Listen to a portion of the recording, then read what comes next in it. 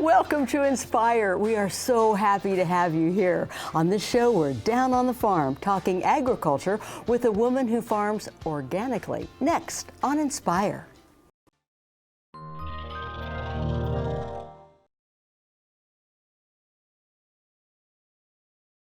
Inspire is sponsored by Kansas Furniture Mart, using furniture to inspire conversation, and by the Blanche Bryden Foundation.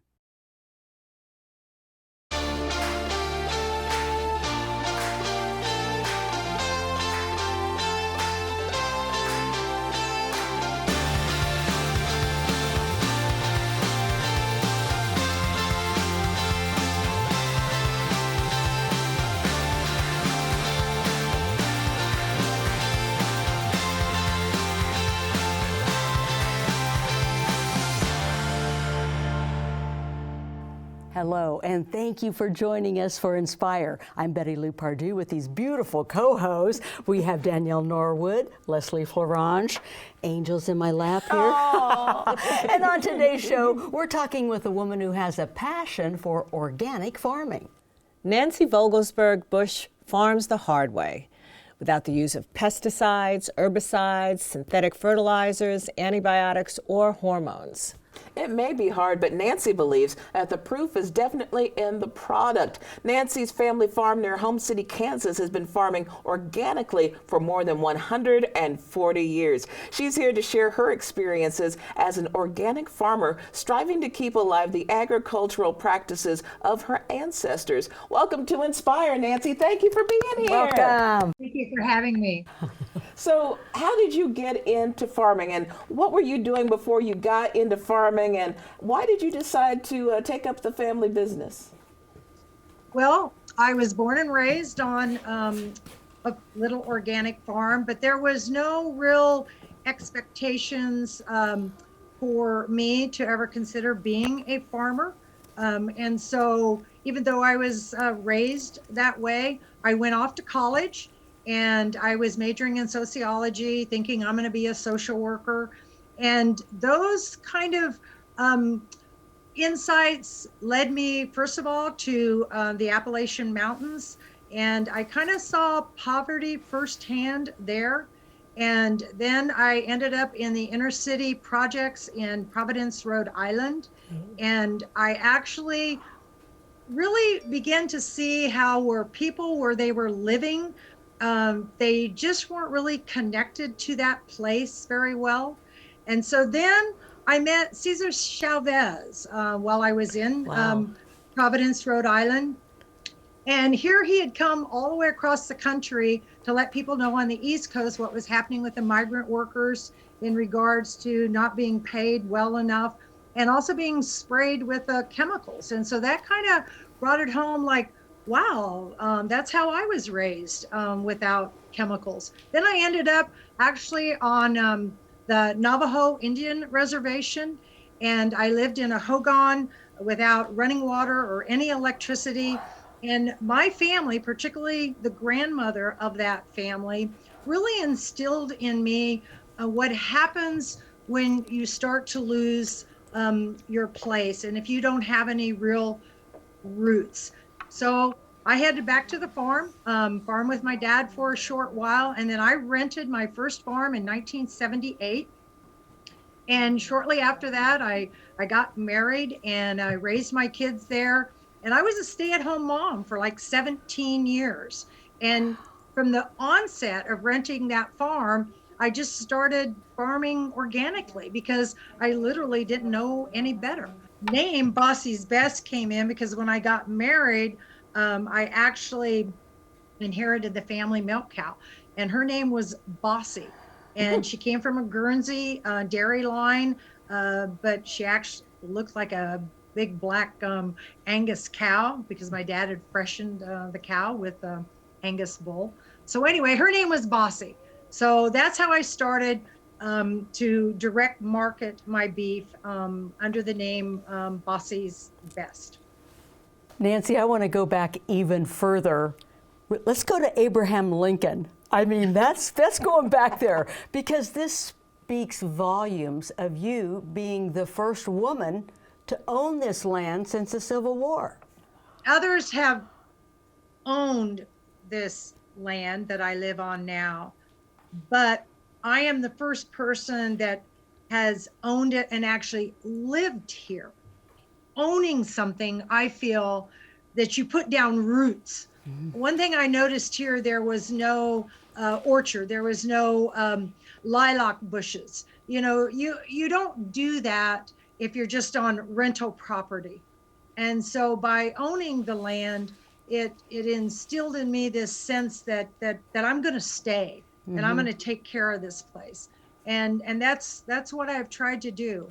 And I love it because the creek runs through it. I remember talking with Wes Jackson and brought Wendell Berry up to my farm. And it was really nice to hear my dad visit with those two guys. And as they were talking, Wendell was kind of looking out where my daughter's horse was. And I don't know if you know Wendell well, but you know, he would never say anything like, "Oh, what do you got that horse out there grubbing down the grass?" You know, he said, well, you know, sheep would do rather nicely here, because that's the way he is. Right. But Suggestion. this is what I'm, you know, and I'm listening to him, but I'm thinking, but what about raising a daughter? What about raising my kids? It's just not about, you know, cows, but it's so much more in making sure that they're rooted down, that they have a place to play in the creek, that they have just this sense of belonging. And I think with that, and I think that's with the Navajo family that I lived with, a sense of pride. Nancy, you mentioned a person who is special to people like me from Salina, Saline County, talking about Wes Jackson with the Land Institute. Talk about the impact that he had on you. Well, he actually, just the notion of farming without chemicals, and the perennial agriculture that he was talking about, and keeping the soil in place and protecting the soil, that really made me realize what my dad was doing was pretty significant. And farming organically, like Wes's co-partner, his wife, Dana, actually, she was the one that really encouraged me to go home to farm with my dad as we waited for this perennial agriculture to take off. Now they've developed Kernza, and this is just kind of a side note, but Patagonia actually has developed a beer called Long Root, and I always tell people what my hot dogs need is just a cold beer. You know?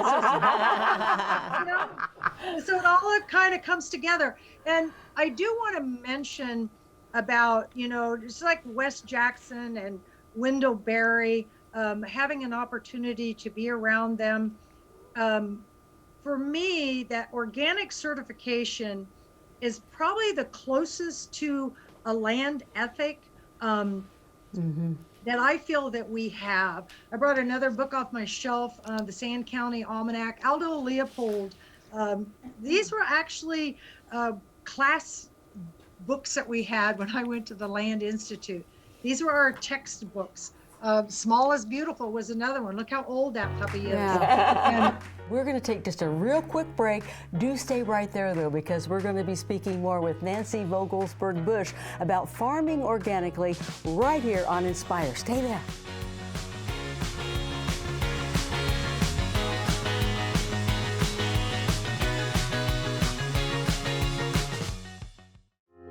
Today we're going to be talking about what goes into your compost pile. Composting is a great way to reuse your kitchen scraps or your garden scraps so that those things aren't going into the landfill and contributing to pollution. So when we're talking about things to collect, we're going to divide that up primarily into two categories, the green category and the brown category. So when we're talking about green, that's going to make up about 1/3 of our compost bin. The green items that go into compost can be coffee grounds, like are pictured here, plant material, and kitchen scraps. You want to leave out any food or anything that has too much butter or oil, like a pasta sauce. The ends of your tomatoes or garlic or onions are all wonderful additions, as well as anything that's started to spoil. Eggs are a great addition to the compost pile. You may want to crush the shells a little bit just to help them break down a bit faster. And if you're adding your coffee, you can also add coffee filters. They're going to break down just like everything else. So that makes up your green matter, which is about 1/3 of your compost pile. The other 2/3 of your compost pile are going to be your brown matter. So here I have some crushed up leaves and also some shredded cardboard. It's important to shred the cardboard. If you put a full box in your compost bin and you go to turn it, it's going to be a full box. So just make sure to shred it or break it up so that those particle sizes are small enough that our soil microbes can actually go in and then break them up. Shredded paper would also be considered part of our 2/3 for our brown, but again, you're going to want to make sure to shred the paper, put it into small pieces, and you want to avoid anything that's too waxy. So those inserts that you get in the mail that are sort of waxy or smooth, those should not go into the compost bins but should be recycled. Additionally, you want to put a little bit of soil into your compost bin.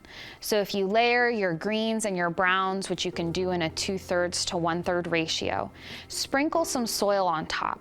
And the soil is going to introduce all of the soil microbes. And those soil microbes are what are going to do the work to break down this waste material into usable compost. And if you want to kickstart the soil microbes a little bit, add some fertilizer to your compost. So this is just a simple garden fertilizer that I've diluted in water, and adding something like this into your compost bin can help to feed those microbes so that they can get the energy to break down the waste that you've put into your compost bin. At the Shawnee County Extension Office, you can actually pick up a voucher for a free compost bin just like this. And this is thanks to a partnership with the Shawnee County Refuse Department. Bins like this are also widely available at a hardware store. They're just made of a plastic material and can be really easy to assemble and small for those of you that may not have a lot of space. Just as important as what goes into your compost bin is what does not. So I mentioned that we don't want oils and we don't want meats, but we also don't want pet waste. Our cats and dogs can carry some of the same diseases that we as people can contract, so it's really important not to add any pet waste into your compost bin. Furthermore, if you're adding any leaves or grass clippings to your compost bin, make sure that they're from an area that your pets haven't been visiting, such as the front or side yard, just to ensure that your compost bin is going to be completely safe. You can purchase a compost bin thermometer at your local hardware store to make sure that your compost bin gets up to about 140 degrees. You're going to want to hold that temperature for a few days. That's going to be the thermophilic stage where the compost and the microbes are really breaking down. Periodically turn your compost bin and keep it about as damp as a wet sponge. Within a few weeks, you're going to have beautiful brown compost.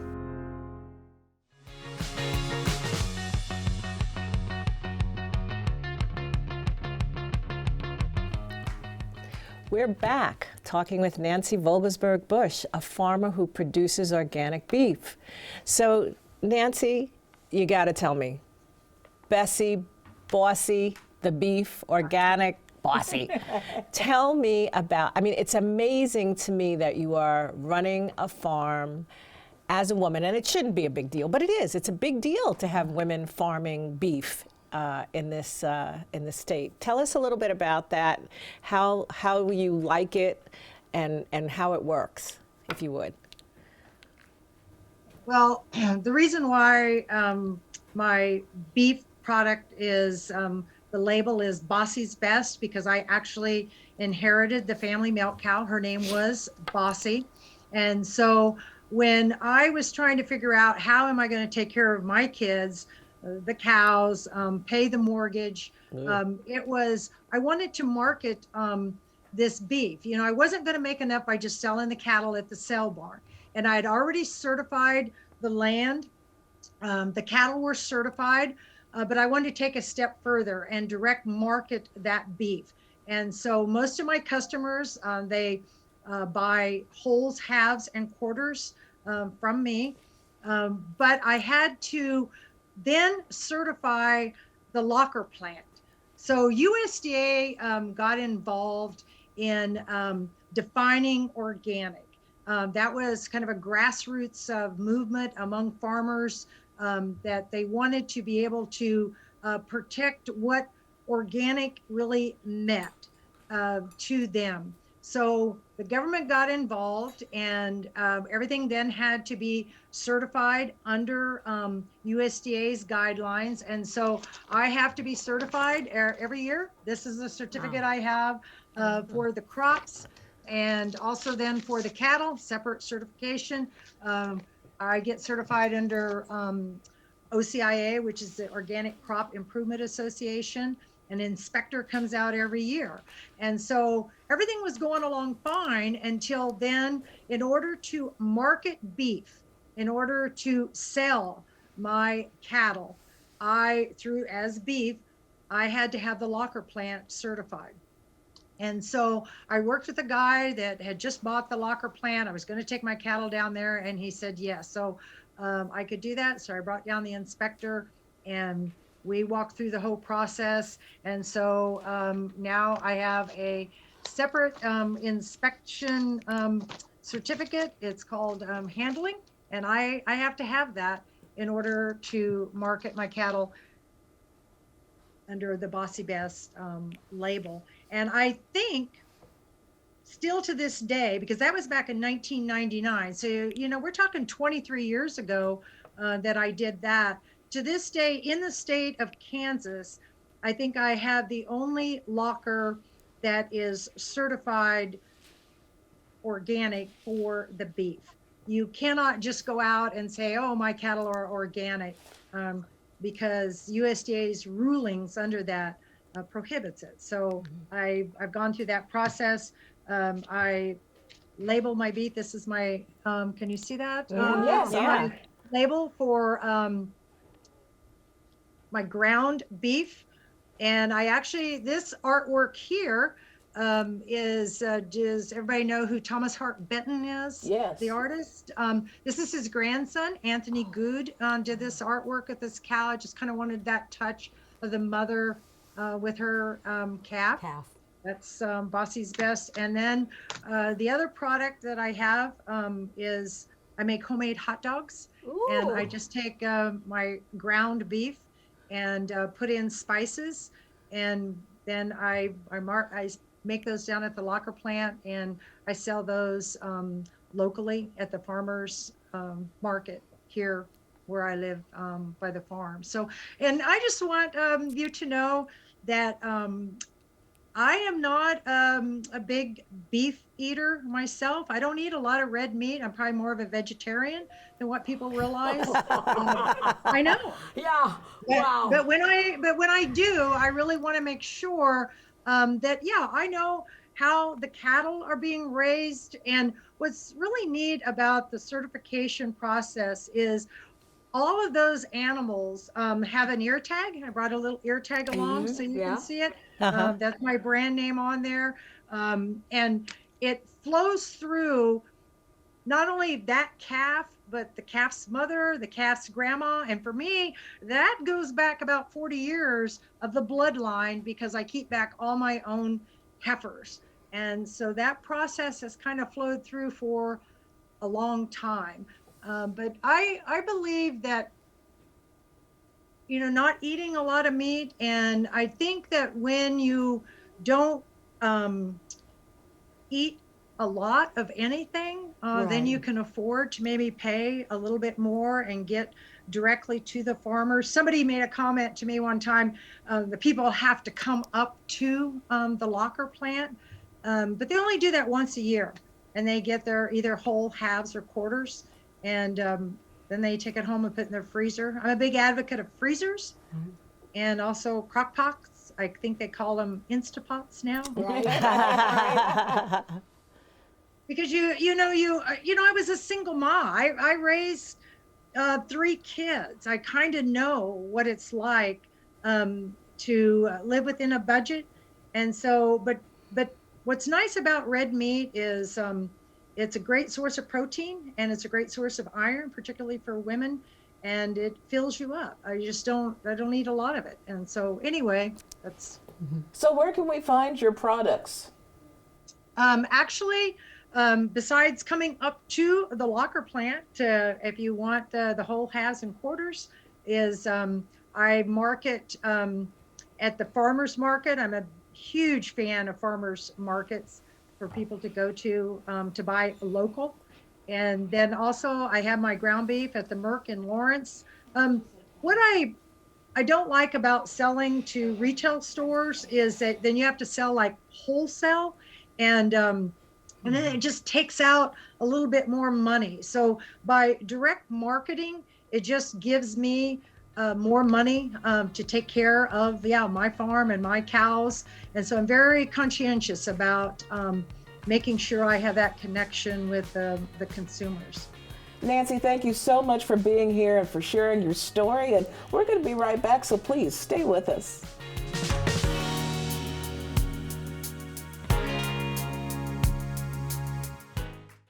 Hi, I'm Janet Thompson-Jackson, and I'm so excited to be a part of Inspire today. Are you one of those people who feels like, I just don't have time to work out? I want to, I would if I could, but I just don't have the time.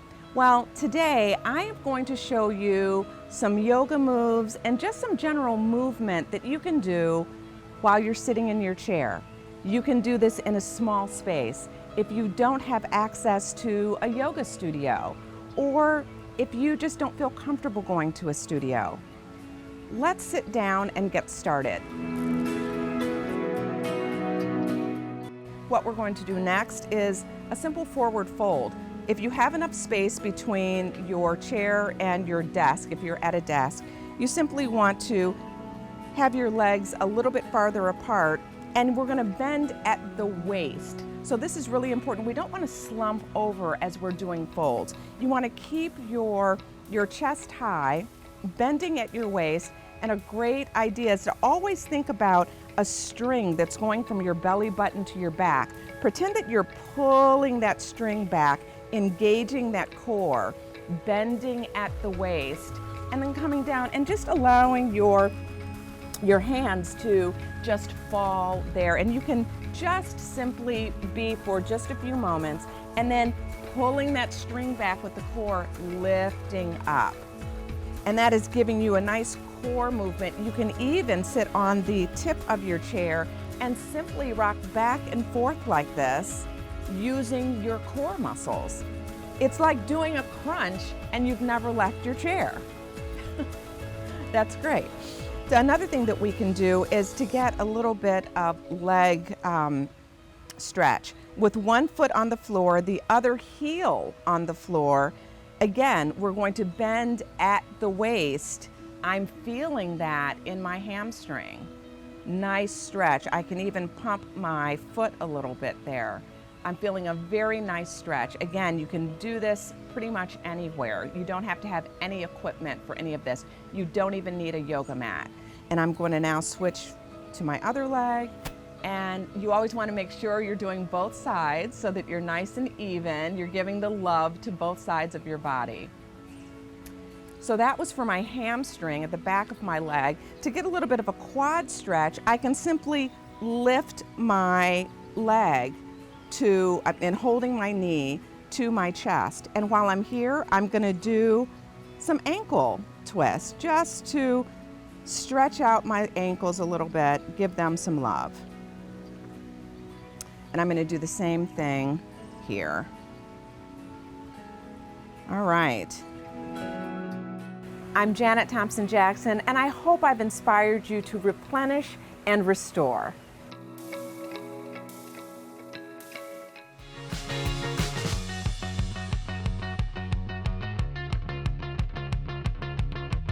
And we're back. And ladies, we don't often think about the effort that goes into food, but I was kind of concerned about there when she was saying, you know, about the beef, because you know them, and she knows Bossie. Well, we and try she not to knows think the, about that. I know. I would like to disassociate as much from knowing what my food was until I get it on my plate as a ribeye. Right. You know, and when she was talking about the difference between organic as Right. opposed to what we get in the grocery store, to me it's a lot leaner.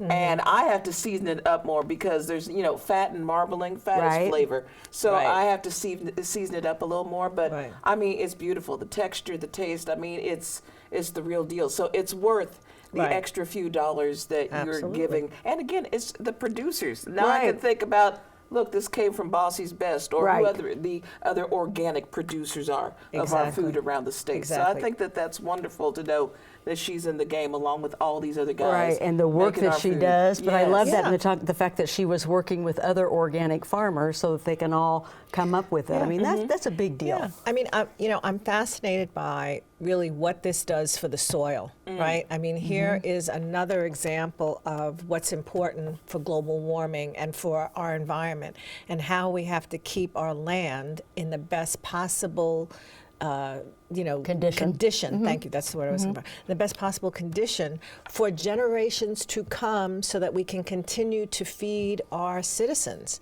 So what she's doing and what her father has done all of these years, I mean, it's amazing. And I only wish she could take over more of the Right. state, and more farmers were doing this and not adding these things to our food and to our crops, right? I mean, that's And what's ultimately huge. to our water, And ultimately right. to our water. because it all goes somewhere. Exactly, exactly. And I liked her idea that she's like, one thing leads to the other. Like the grass-fed led to the beef, led to the hot dogs, led yes, to, yeah. yes. And I thought that, going back as far as Abraham Lincoln. I know, I love that. Boy, talk about your roots, talk about Ancestry.com. I mean, she knows her whole lineage Right. about where she lives, and really her connection to her ancestors and to what she wants to do. How many of us can actually say that we are doing something that has something to do with people that came before us? Right. And they're living on land that Abraham Lincoln gave a Civil War widow, and that was the last woman before Nancy who farmed that land. That's amazing. Yeah. It Love it. really is Yeah. a real story. It's a Truly. story. Kansas history. I know. Yeah. I like, and in home Kansas is just Right. about an hour and a half away from Topeka. So And it's a woman. And I know. it's a woman. We Gotta love love it. We're Celebrate inspired. We hope you are too. That is all the time we have for today. We do hope you found it informative and inspirational. And as a reminder, you can watch the program again at watch.ktwu.org. And if you are so inspired to learn more about our guests and get access to additional content, be sure to visit our website at www.ktwu.org/inspire. Inspiring women, inspiring farmers, inspiring you on KTWU. We'll see you next time.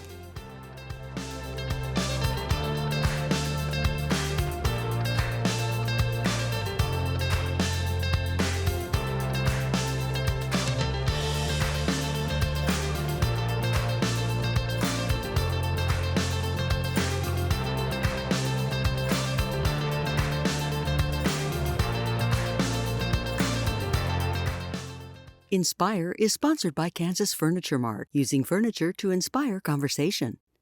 And by the Blanche Bryden Foundation.